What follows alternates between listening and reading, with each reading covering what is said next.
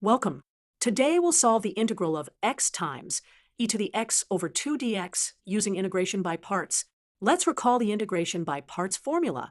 It states that the integral of u dv equals u times v minus the integral of v times do. For our problem, we need to identify u and dv. If u equals x, then do equals dx.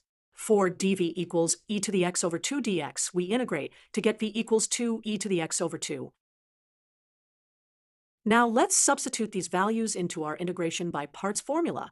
We get x times 2 e to the x over 2 minus the integral of 2 e to the x over 2 times dx.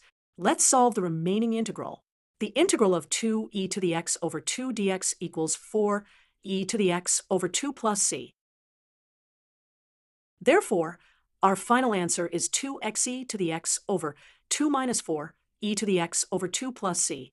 Let's box our answer. Let's verify our answer by taking the derivative.